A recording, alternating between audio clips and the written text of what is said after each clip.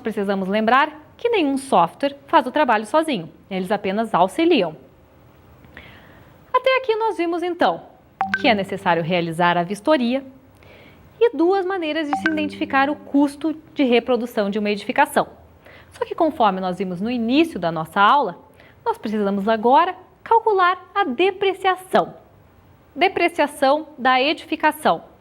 Antes de mais nada, vamos nos lembrar o que é a depreciação. A depreciação é a modificação no estado ou na qualidade de determinado imóvel. Como vocês devem se lembrar, a depreciação pode ser devido a dois fatores. Pode ser física e pode ser funcional. Dentro da depreciação física, também podem existir diversos fatores de ocorrência. Vamos lembrar de alguns deles. Pela decrepitude, que é o desgaste das partes construtivas. Pela deterioração, que é devido ao mau uso ou à inadequada manutenção. E pela mutilação, que é a retirada dos componentes originais do imóvel. Todos esses aspectos, como podemos concluir, estão relacionados à integridade física desse imóvel. No entanto, também pode ocorrer a depreciação funcional. A depreciação funcional geralmente está relacionada a uma característica de obsoletismo, ou quando esse imóvel passa a ser superado tecnologicamente.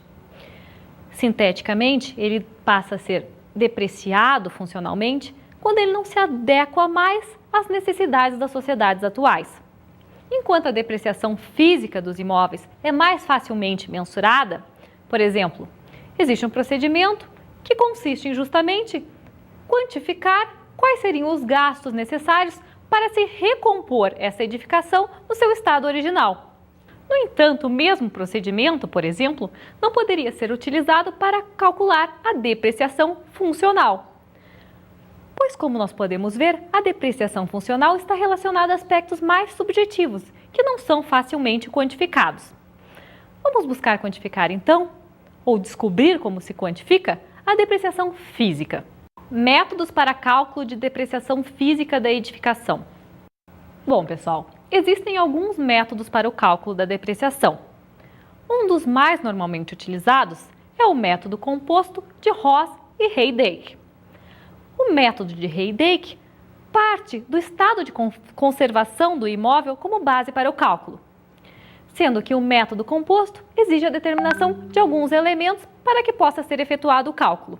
Vamos ver quais são esses elementos. Idade real ou aparente da edificação, vida útil, condições físicas, valor residual da edificação.